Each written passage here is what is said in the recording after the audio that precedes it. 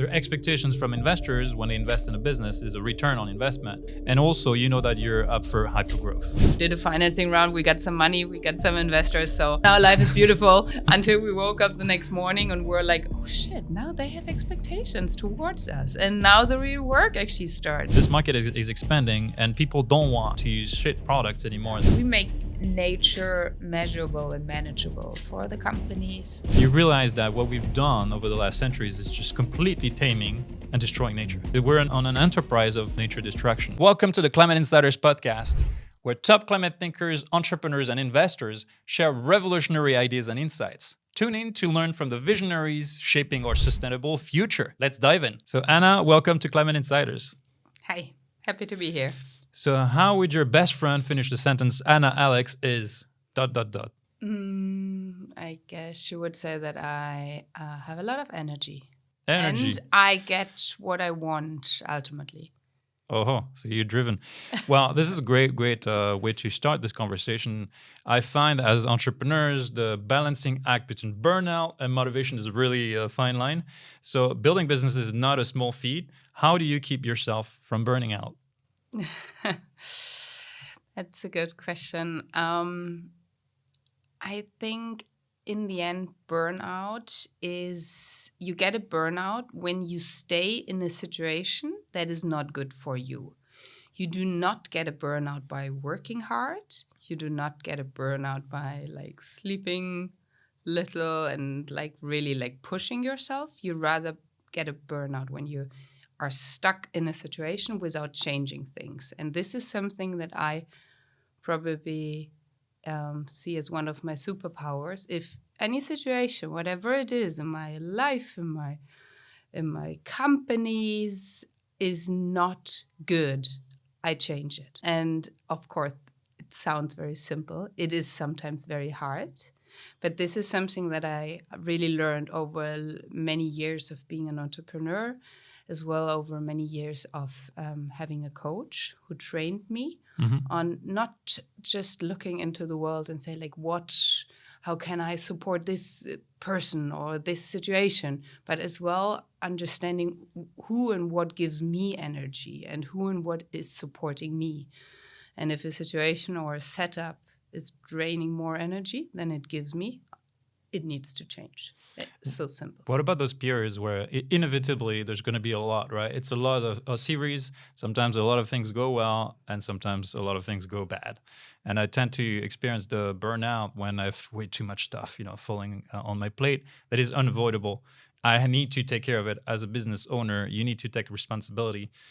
So even though the business is going well, the mission is respected, it makes you feel good, you're just too much. Too much is too much. So how do you deal with this? You kind of let go, or do you have any tricks there? To be honest, I think I've never been in this situation where I felt burned out by this. I mean, of course, I rather get energy from a lot of things going on. And then, prioritizing more sharply, or as well, maybe at some point, understanding and checking if your strengths is matching what is needed in the situation. So if it's a situation where, let's say, a lot of operational stuff just happened, it needs to be handled and so on and so forth, ask yourself, are you a good ops person? Are you a good person for this? If not, be true to yourself. Maybe you need to find someone who's really good in this. Need to find a co-founder or need to find some early team members who are really good in this. And this is something that I learned as well. So even the stuff that I hate to do, including taxes, stuff like this, there is someone out there who's passionate about it. And giving this job to these people is maybe then the hack. This is a very timely topic for me. Finding those key A players is extremely hard. And I find it particularly hard in Europe, where there's not necessarily the same culture of hustle, as you find in the States, for example. If it takes months to find that A player, what are you doing in the meantime? Okay, so it seems like you're thinking of a very concrete situation here. I don't know. Sure. For example, content marketing is something that, as voices in the space, we're trying to own or delegate some of it. I'll be curious to know if that's something where for Nala and previously Planetly, there's something that you've externalized.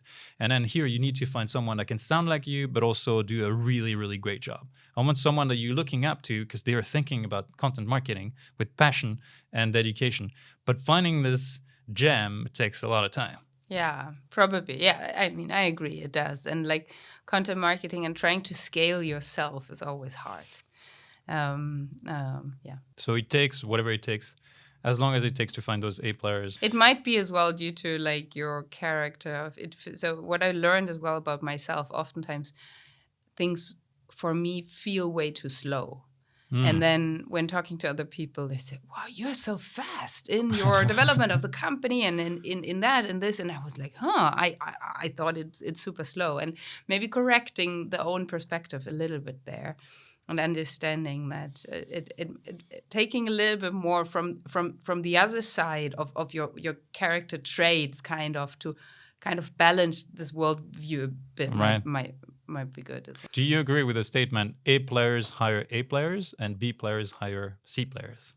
Yeah, probably. Yeah, for sure. So how do you guard yourself from hiring B players? So maybe I can talk a little bit about one of the things at Planetly that I was really proud of. And this was the culture that we created there in the team. And I do believe that culture is actually one of the most underestimated magic powers that we have in businesses that we put way too little attention on. And what we did to make it very concrete in the Planetly case, and this we did differently than most of the startups do, we hired very senior and extremely good people first. And of course, you need to have some money in order to do this. Most companies are thinking of like, oh, okay, I cannot afford the really good like senior people, whatever. So I'm starting with the junior people and then take it from there. We did it the other way around.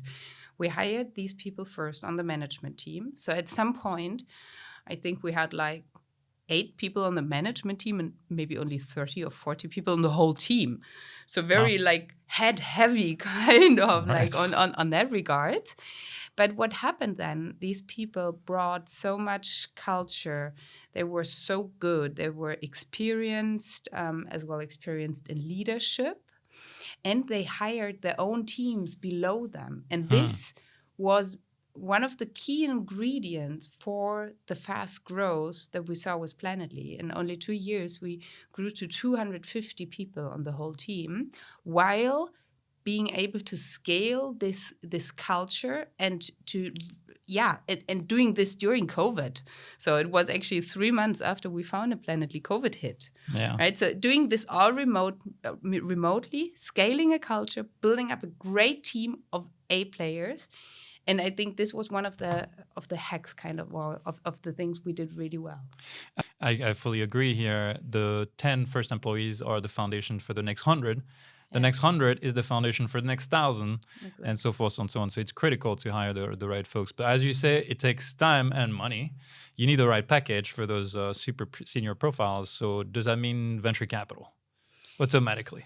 It doesn't necessarily mean venture capital. You can as well incentivize them with shares, right? If you're true to yourself, I mean, it's then the founders are taking a big part of the shares, and then comes a long times nothing, and then at some point come the first employees. So you can as well, I mean, there are certain ratios that just make sense from a VC perspective, how much virtual stock options or ESOP you're giving away to the team. But for example, if you're choosing to not raise any venture capital, you're completely free as well to give away more to people who are great and that you want. Is that sufficient though? Why not? Top profiles tend to want to know their worth. Oh, They're kind of coming. Absolutely. So what we did is, I mean, we were lucky. And to be honest, I don't have any experience in bootstrapping. I need to say that. Like in all 3 companies that I founded, I raised venture capital very early on. That's a good reality check. So, yeah. Serial entrepreneurs tend to do this repeatedly, meaning they understand that they don't get attached to... It becomes less of their baby. That means that less of a tendency to bootstrap for many years. They go straight out of the gate raising venture capital? Actually, need to say it's on my bucket list. At some point, I Mm. want to bootstrap a company. At some point, I want to have this feeling of, wow, okay, I'm owning 100% of the destiny of this company, right? There's no one else telling me what I should or should not do with the company. But yeah, somehow I didn't get to this yet. So it's it's still on my list to do at some point in my life. But so far, I've always raised money. And yes, I've always as well followed the belief that good people want to be paid well, Mm-hmm. want to have an entrepreneurial upside, so meaning shares. And the third part of the equation is want to have a real purpose. So you can pay the best people in the world all the money in the world as long as they have the feeling that they're wasting their lifetime, their every day, for some stuff that doesn't matter. My thesis is you won't hire the best people. And it is a fact today that someone that might be at X price working for a boring corporate, right, a job, might downgrade their expectations to work for something that is impactful. Yeah. It's just a fact. Yeah. We see people lining up. There's an army of people applying for jobs, and they're dying to switch to something that is much more impactful. Yeah. And they're willing to take a pay cut. Yeah, I mean, you can check yourself, like how much would, let's say, Shell need to pay you in order to work for them, right? Infinity. That's never gonna happen. And then there's just one thing that is a little tricky with this, I guess, because this is this tendency of us humans creating our world that makes sense for us. So if we are in a meaningless job, I think most of the time you're trying to pretend, or your brain is looking for the arguments why this is not true, why there is some purpose in whatever you're doing. So it is hard to bridge and to accept this. So, but then still, I believe, I mean, there are these moments where you just feel true to yourself, where you're just like maybe exhausted from a week and say like, what am I doing this for?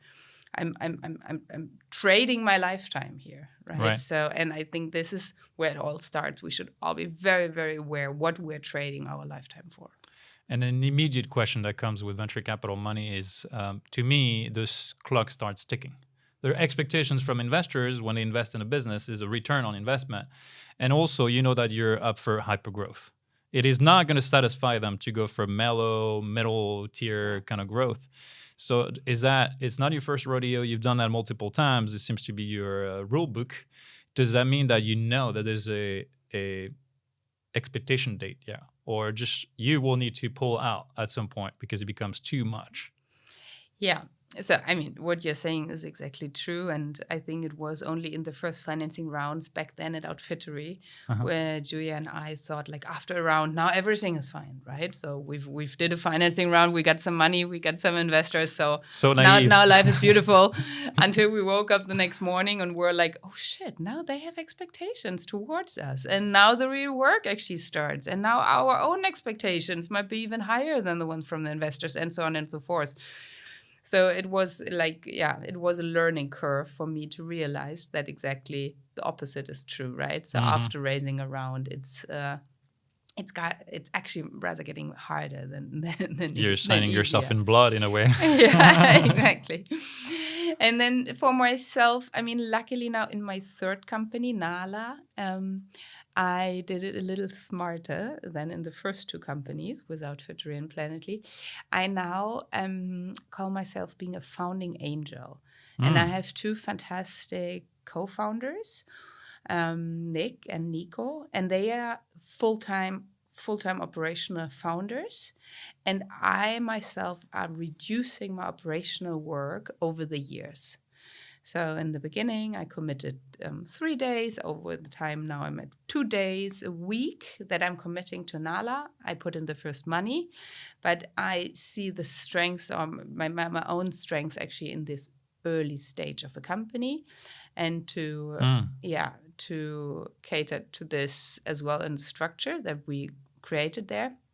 We agreed on that setup. How do you know that you're 0 to 1 type of founder and not a 1 to 100? Meaning a Mark Zuckerberg that will take it to public, and then carry on being the CEO of the company. Yeah, very fascinating. How do I know? I mean, I've seen it at Outfittery. I was leading Outfittery together with Julia for 6 years. And at some point, I felt it's the right time for me to leave. And while still seeing Julia, my former co-founder at Outfittery, carrying on and really developing herself from this founder to the CEO, I felt like this is fascinating. She's doing a great job in this. And this is not for me. Right. I very, very strongly felt that. And was there a moment, a story, one day where you're like, oh. I mean, the story might be a little bit cliche. I had my first daughter, and which is just like, yeah, giving you a different perspective on how to spend your lifetime. And and then I took 3 months off. We were traveling a bit, so change of perspective, change of location. That's true. Let me back then think about my life and what I want to do in the next 10 years a little bit more holistically. I find this, how do you call it? The founding angel? Founding angel. Wow, this is a new concept to me. It's great that you're sharing this.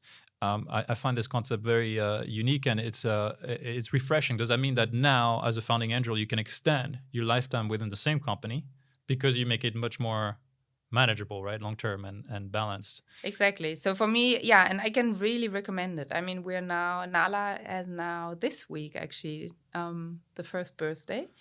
So we've done like the first year of working together. And I think it's working really well. I mean, I'm in frequent conversations with my co-founders about this as well. So I know it's not just me who thinks it's working well. They're thinking as well it's working well. And I always I think for a lot of serial entrepreneurs, they are very interested in this. So super frequently I got asked like, okay, how is it working? What are the hacks? How have you set it up? What is not working? What are the learnings? So I probably think I should sit down and write it down, what the learnings on the founding angel concept are. But yeah, it's a good one. I really like it. Let's share kind of the top learnings here. So is the ownership structure has to be a certain way where the actual founders get majority ownership, you kind of become as a sort of lead investor, if you will. Exactly. So exactly. And this was one of the things that I really discussed a lot up front with some friends who are investors. Because what is, of course, not working is when then I get the majority share, and then after 3 years saying like, okay, basically I'm just on the board now and not operationally involved anymore, right? So this will ruin the cap table. So I paid a lot of attention on not to take too many shares, leave the operational founders with a majority of shares, and still, of course, need to get a little bit better deal as if I would just put in money, right? As an angel investor who's not operationally involved then. And I think we found a really good middle way. And so far, in the round that we did with Nala, where we took on 2 institutional investors, Pay Blue Dot and Founderful, it was not a topic at all. So no one, and as well, no one of the other investors we talked to or who submitted the term sheets had a problem with the setup. So there is a way to make it work. It's just not the rocket way. Let's put it like this. So it's not the I get 70% and you might get the rest, right? So, but there is a good way to make it work, yeah. And it's needless to say that it's something that you can afford to do because you've already gone on multiple rodeos. You have income or proceeds from the sale of previous businesses that you can reinvest, which is very smart, by the way, because serial entrepreneurs tend to want to be hands-on, put their go in the front line, and instead of just becoming angel investors. But you have also been an angel investors. Are you separating your time between both, or you need to be active in what you do to fully understand what's going on? Receive the Saturday Climate Insider, the only newsletter you need to invest in climate tech. Every Saturday, I send one actionable tip to thousands of investors and share my most precious tips and strategies. Don't miss out. Make sure to sign up today. It's helping me a lot to be active at Nala as well in this founder role. Because, to give you a concrete example, AI was not there in the daily business life to the extent that it is now, right? Of course. So and this is one of the examples where I feel like if I would have stopped working operationally only 3 years ago, I wouldn't have Be known completely how this outdated. felt, right? So how I would use it, what makes sense, what is just a good story, but will never really add value, and so on and so forth. It helps me a lot. And secondly, it gives me a lot of energy and a lot Mm. of joy. I just love doing things. I love to know what I've done in the evening. I'm taking a lot of joy from this. And this is why I, after the exit of Planetly, decided Mm. not to switch over to the investor side completely, but to actually stay on the operational side. It's very good that you managed to do this introspection. It's very mature, right? To know which side of the allocation or operation you need to stand. Any unexpected lesson from the sale of Planetly? This is something where it happened quick, and did it happen too quickly? Did you sell the company too early? I mean, looking at what happened to the company, I guess it's a clear yes. So maybe to give like the audience a little bit of the context, we sold Planetly after 2 years being in business, which is extremely rare.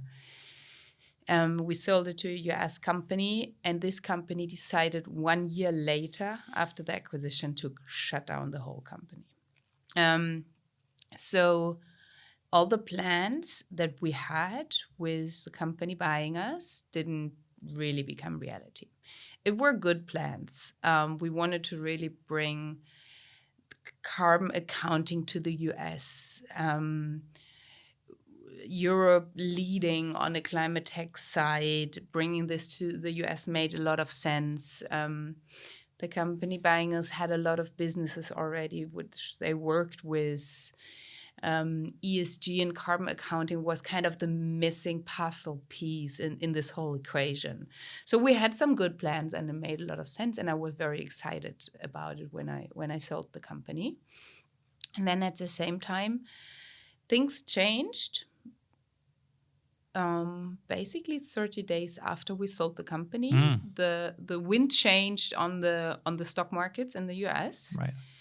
Trickling down to the later stage market and then to the whole VC market, basically. So investors starting sending around these emails like, keep your money together, right? Prolong your runway. It's going to be hard times. And with this major change in economic situation as well, a little bit the appetite for new things and for experimental things changed within our mother company. And so ultimately they decided to shut down Planetly. And of course, this was hard for all of us. And of course, now looking back, I must say I'm taking the full responsibility together with my co-founder to not have checked carefully enough if this is the right fit and if this is I think in that's one it. way, one would think that opportunistically, that window of opportunity, right, 21, 22, which was the peak of the hype, where valuations were completely excessive. There was a little exuberance on the market. Was good. It provided you with the cash output, so you could reinvest as an angel investor. And if you kind of look at it from a macro perspective, it was quite intelligent to exit at that point. But do you think if you would not have sold, the company would have continued on a journey where the actual impact of Planetly would have been vastly superior? I mean, probably, of course, right? So there is, I mean, if when such things happen, like an exit, or as well other things, sometimes you think about these what if scenarios, right? And I mean, And it hurts. ultimately, you have like what if scenarios in every, right? I mean, everything can change Life is everything in full your of life, those what right? ifs. So exactly. So, I mean, what I believe is yes, absolutely. We were all very, very passionate about the topic. We were very successful as well from a commercial perspective. We had a really good product, which hurt it as well a lot, like compared as well to the other ones. And then seeing some of our competitors, seeing how they continued, I'm sure we would have played a very major role in this. I think one thing is that we had as well a few US competitors, and what is a little bit of a how do you say this? What make me a little bit not really upset, but still, is you see valuations in the US for the same commercial traction for the same product being so much higher than in Europe. Yeah, it's a historical tendency, and it's hard to explain. It's just the capital market's so much more mature. Yeah. And investors have a lot more dry powder to invest at companies. Yeah. And then if you have more powder, you need to increase the valuation in order to deploy the powder. It's an addiction. But then from a founder perspective, where you feel like I'm doing the exactly same job, or we might be even better, but when we're getting a tenth of the valuation, this is not fair. It feels unfair. But still, I mean, I still see Europe as being a real major driver and continues to be that in the climate tech space and the nature tech space. And I think we can export a lot of this to the US, and US can learn a lot from climate tech companies in Europe. So I feel as well some pride. Oh yeah, for sure. For sure. It's great to have precedents, right? Exits where the liquidity is returned to investors so that then they can reinvest and show the world, hey, it was worth it investing in climate tech. Yeah. Another part of the story is it is the story of climate tech, especially in hardware, that at some point there is an expiration date where the founders need to be acquired. Because if you, for example, have an insect farming company and you need to partner up with Nestle, for example, that will deploy and diffuse the technology to the four corners of the world so that the impact actually gets materialized. Mm-hmm. And then you take industry or sector after sector, and it's the same story over and over. They know that most of them will not go IPO. Mm-hmm. They will not become the next Teslas. But they have an innovation that is worth diffusing, and that means that the corporates, call it the BASF or the BMW or the Volkswagen or even Tesla, will acquire them for the innovation and then diffuse it. So that means that dilemma that you face, should I pull out, sell the company now, or should I wait, is going to be faced by every climate tech hardware CEO, right? And any advice there on how to think about this? What's the mental model that you would apply? Oof, that's a hard question. I think, ultimately it's about the impact. And when you see at some point your impact really scaling, but you're not playing a role in this anymore, this is how the things are going. And this might be fine then as well. So at least it was for me, right? So it's...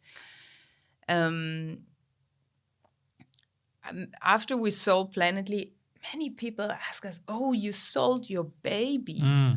Yeah.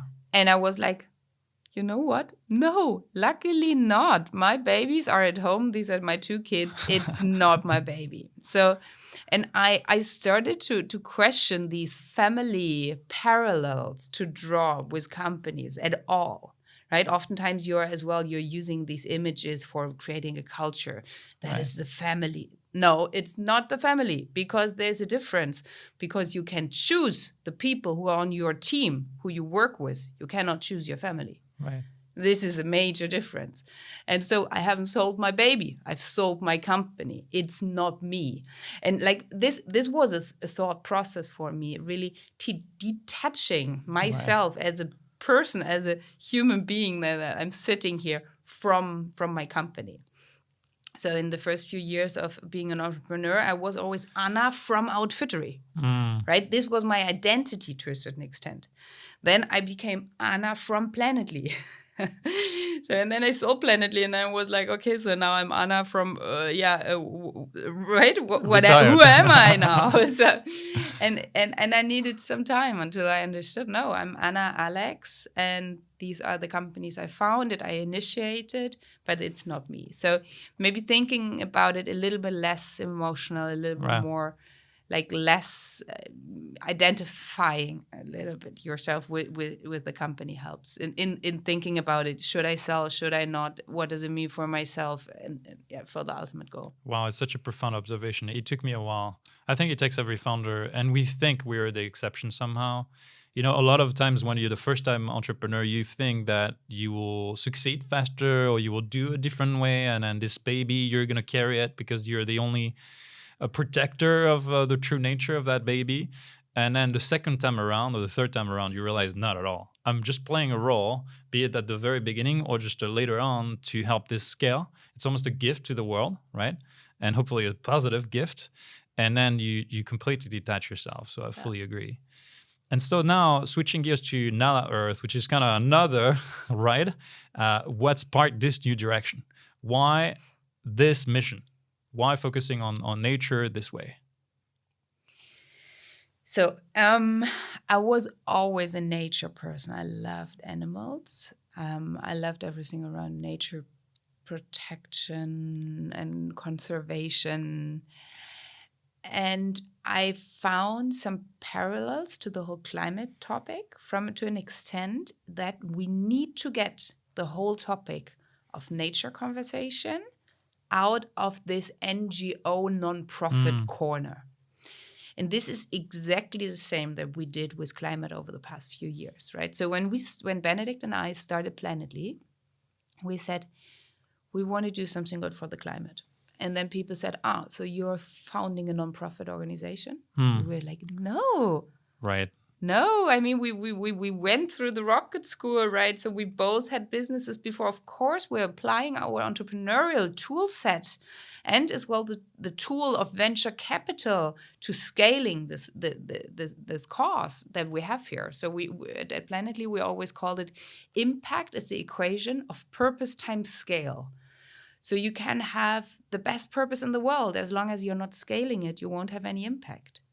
Right? Or you can have the biggest scale in the world without a strong purpose at the core of what you're doing, you won't have any impact. So it is the impact is the equation of purpose times scale. And this is this thinking is what we brought, I guess, to a certain extent to the climate tech and to the climate space. So getting it out of the nonprofit corner, not accepting the status quo of there are huge corporates with tons of money and then there are some small organizations, right, versus each other, the ones like destroying the world, the others trying to save it. This is not working, right? So we need to get, back then it was climate that we needed to get into the business world, and now we need to do exactly the same with nature. We need to get nature into the boardroom. This is our vision that we now have with Nala. And in order to do this, we need to make it measurable and we need to find the right and reliable KPIs, because this is obviously how the business world is ticking. You need to have the numbers and then you can act on this. Right. And this is what we're doing. So this is why I'm so excited about this, to actually now after climate is just one, right? For many years, I thought climate equals sustainability. It's the same, huh? Then I realized, oh, no, it's not. There's so much more to sustainability. It's biodiversity, it's nature, circularity. It's tons of more things that we need to focus and get right in order to call ourselves being really sustainable. And the world is waking up to this fact. I think you're exactly right that a metric needs to, as a sector matures up, there's always an association to a metric. So the aha moment, the pivotal moment for climate tech has been the CO2 or CO2 equivalent, right? Where we englobe all the greenhouse gases. So now there's no fund on Earth now that is not calibrating, monitoring, and reporting on CO2 emissions. And we need exactly the same metric for nature, biodiversity. What could that be? So how we're approaching this. So the bad news first, there will never be this just one figure, right, for nature, because nature is the most beautiful and complex thing that we have on Earth. But what we have is we have good enough KPIs already right now to know where we are harming nature and how where we can reduce our negative impact on nature that we have. At Nala, what we are doing, we are combining a lot of different data sources. For example, we are using satellite images. There's a completely new generation of satellites going around the Earth, telling us exactly where deforestation, for example, happened, right? So this is a lot of data that is already out there. We're using academic databases that are existing. We're cooperating with a leading Institute for Biodiversity Measurement from the ETH Zurich. And we're using their indices, and we're using a lot of these different data sources, and then are combining them into 5 different indicators that really are actionable and manageable for companies. This is ecosystem integrity, biodiversity decline, then land degradation, and water stress. So the last 2 are focused on water, because water is part of biodiversity as well. And through these, you can really see in your own production sites, in your supply chain, if one of these indicators are not doing well, then we need to take a closer look and see what we can do there. If, for example, the water stress increased tremendously in some area, we need to see how you can reduce your negative impact that you have on this, how you can use less water, how you can use different machineries. Give you a very concrete example, because I know that helps, is the Tesla Gigafactory in Brandenburg. So what happened here? Berlin, yeah. Brandenburg was a region with high water stress before. Now Elon put a factory there with a process of where a lot of water is used in the production process. And now, of course, the water stress even increased to an extent that there is no groundwater left. So they needed to reduce the water, and through this, they faced delays, which cost them $6 billion of lost money. So they had cost of $6 billion through the delays that they had through the water stress. Right, it's good to mention this because when Elon came here to Berlin celebrating, Berlin is cool, and thinking in 2 years they were going to be the next gigafactory, 4 years into it, there are massive delays, which is not really spoken much in the media. What's the source of it? Yeah. But you're right, there's a bottom line that is directly impacting the business or delaying things. Yeah. Are you enjoying the podcast? Make sure you don't miss an episode by subscribing to our YouTube channel. Click the subscribe button now and stay updated with the latest in climate tech. And this is really what struck me so much when looking into this topic of biodiversity, and which actually brought me to this conviction that biodiversity is the next big thing in businesses, and that every business cares about. It is half of the global GDP. Of all the things that we're doing there is directly connected to an intact nature and biodiversity. Right. We're building everything we know and we do on the shoulders of nature. We're using the natural resources. It's 3/4 of all our fruits and vegetables is pollinated. The supermarket would be empty without the insects who are doing the pollination. They are creating an added value per year of around 500 billion. Right, it's what they are just giving to us, right? So, and we've nowhere actually calculated it in, or really, figured it into our business logics. And this is now changing rapidly. How do we turn that into a buzz, right? Something that is hype. And if you take sector after sector, and by the way, the next unicorns are the most unexpected. They're kind of under the radar until they become mainstream, right? They cross the chasm. And one fact, I used to live in San Francisco, and the big hype of 2013, I believe, I remember it was the fake burger. It was kind of the new attraction in town, where vegetarianism was not big yet. But there was this company called Impossible Meat that just came up with a fake burger that was so real. It was juicy. It was all this. It became like an attraction. They made the buzz out of it, and then the company went on to become IPO and spreading fake or alternative meat all across the world. And now it's obvious. You know, when you see it in the supermarket, you know that you're into the mainstream. How do we make sure that people sees? Because it seems obvious when you detach yourself that nature is so fundamental in the fabrics of the economy at every stage, every level, that everyone starts seeing it with those eyes, right? Where it's not just hype, it's just so obvious. What needs to happen? So what we see currently, I mean, I don't have the perfect answer what needs to happen. I have a wish list. We can go through it afterwards. First, sharing some learnings, what we see currently, compared as well to climate, is back then when climate became a topic in the business world, Fridays for Future were in the street. So it was a topic suddenly for the public. And then the businesses starting to act on this, right? Then the businesses understood, okay, we need to do something as well. This is what the people want. Now with biodiversity, it is a different situation, because if you are now asking a random person on the street, what is biodiversity? Probably 80% say it's some skin cream or something.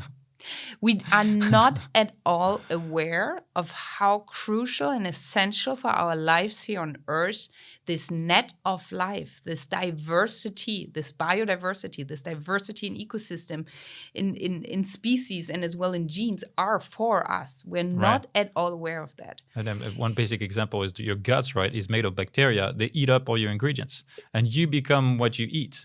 Exactly. So they're doing a free job for us every day. Exactly. And if we just eat the same every day, and this has been spread with pesticides and killed everything around it, there will not be a lot of things in our guts that have this microbiome. Yeah, that is a very good example for this, how it's affecting every one of us. So this is actually a bad situation, and on my wish list is we need to change the public knowledge and awareness how essential this is. Right. I don't have the perfect answer to this, though. What is good, though, is we do now have sustainability managers and sustainability departments within the businesses, which have been created over the past few years. They did not exist when we started Planetly in 2019. Back then, it was like, oh, okay, here's a climate topic. So who's taking this? Is it the CEO or the intern or the marketing department or the HR? You cannot imagine. We talked to all of them until climate found its place within the companies at a wider scale. And now we do have these fantastic sustainability managers who are becoming more and more confident as well in their work internally, in their power play internally. They are claiming their seat at the table, not just like the ones who are doing some lousy reporting like once per year, but really say, we want to sit at the table when the decisions are made. And they increasingly get the attention of the CEOs and the CFOs. So we see sustainability tending a little bit to the CFOs oftentimes. Right. And this is good. And this is a positive news. Because these sustainability managers are very quickly educating themselves on biodiversity, how it's essential it is, and understand that they not just need to figure it out how to report in it through CSRD, but they as well understand that it has a lot of strategic implications and that there's a lot of risk attached to it as well. And this risk component is much more local than in the climate tech. So in climate, if you're blowing a ton of CO2 into the air, and now there's a drought in India, but I don't care because I don't have any supply chains in India. So what should I care? I'm exaggerating a bit. But yes. When I'm in a region with high water stress and I'm using a lot of water, I should care because it's me who is directly hit by this, as we see on the Tesla example. So nature is always local. It has local implications, local risks, and this is why the CFOs care and increasingly care about nature risk. Right, and it's such a good observation as well as the fact that now it enters climate, biodiversity, the sustainable topics are entering bottom line conversations where it's just an upside and not a downside. And this shift really happened in a matter of a couple of years where before it was just a risk or a scare, right, as an organization. But now if you go to any board of the company, they're saying, how can we increase our bottom line by going green or by being more sustainable. And those CSO, the chief sustainability officers, are very much in the same room with the CFO or the CEO. We're saying, all right, if we pivot the business entirely in that direction, we can gain market share. Yeah. Because this market is expanding and people don't want, to use shit products anymore. Yeah. They really want to switch to, and even more for a whole new category. And it's a blue ocean field here, the whole nature space. And I really wish to see a ton of cases where people are going to create enormous businesses out of just harnessing the power of nature. And how is Nala Earth helping them? Do you work with corporates? Are you trying to help them build up that story? Yeah, exactly. So we make nature measurable and manageable for the companies. We are doing this so what has been newly kind of released, more or less, is really in a kind of an accounting framework, a little bit like the greenhouse gas protocol back then, now for nature. So that means you can now really measure nature and compare yourself as well to others. How well are you doing? How well, which sites, operation, supply chain should you prioritize? So the protocol is there now, which was important to create this level playing field. It has been created just 1.5 years ago. And now we see more and more businesses really focusing on this. And this is what we do with Nala. We're working with businesses from all industries, rather big businesses. So it's good if you have at least a few dozens to a few thousands of suppliers or own sites that you're having. And we tell you how the state of nature is, how well nature is doing at the locations where you are interacting with nature, and ultimately what your risk is that you are exposed to. And I want to leave people with an important thought when it comes to nature. I would love to get your perspective on this. I every time I pull out of a city, and especially outside of Europe or the US, where you go to untamed nature, you realize that what we've done over the last centuries is just completely taming and destroying nature. We're on an enterprise of nature destruction, and we don't realize how it impacts everything.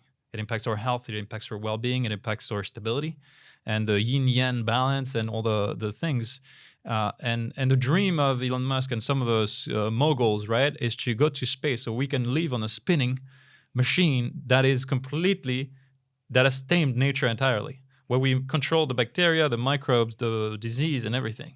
If that is the world, as much as I'm a dreamer, I'm a technologist, I realize that going to Mars is literally going to a spinning rock that has no life. We will even need to dig to extract water out of it. I don't know how you think about it as an entrepreneur and to communicate what the importance of nature. To me, is the ultimate dream of, the wet dream of Silicon Valley is to get us to live 400 years on a spinning rock that is deprived of nature. Yeah. I don't think that's my dream. No, that's not my dream neither. It's super depressing when you're thinking about it, and you're exactly right. We destroyed so much. So I think on average in Europe, it's just 1% of wild nature that is left, that is not managed in any way. And it took me as well a while to understand, back then I always thought, when I'm on the train and looking out of the window and then I see all these fields and I'm like, oh, it's so nice, it's so green. It's not. There's nothing living on these fields, right? Agriculture is no nature. And at the same time, at some point, we decided that we as humans are not part of nature. When have we decided that? The separation. How could we at all think that we're not part of this? We need nature so much. And in the end, we need nature, but nature doesn't need us, right? So it's just rational to now really very, very quickly stand up and change the course of how we are treating nature and how we're treating, Mother Earth. But there's also enterprise of destruction which is unconscious, right? So we grow up in cities and we get scared of mosquitoes and insects and everything that moves and seems weird. Yeah. So how do we reframe that? You're a mother. Do you teach your kids to embrace that? Do you spend a ton of time in nature? I don't know what we can consciously do, because we do live in a bubble, and the Instagram bubble and TikTok is not exactly telling the story that we are. How do we frame this into an upside where you benefit so much more by spending time in nature? Yeah. So, I mean, I've seen different approaches to this. So there's one lady who is getting everyone to Greenland and then like making them see, right? And so on. So, I mean, this is working. At the same time, we will not be able to get everyone to Greenland. What you're describing is called the shifting baseline syndrome. So that we're getting more and more used to grow up with less nature, and then we kind of like think we need less, right? So what we did actually is over the past 50 years, we lost 70% of all wildlife population in biomass. 70% in the last 50 years. So it's not like, I mean, of course, our broken relationship with nature actually started centuries ago. It actually started long time ago, probably with the agriculture revolution started. But the real damage is what we did there is we did in the last 50 years. And this is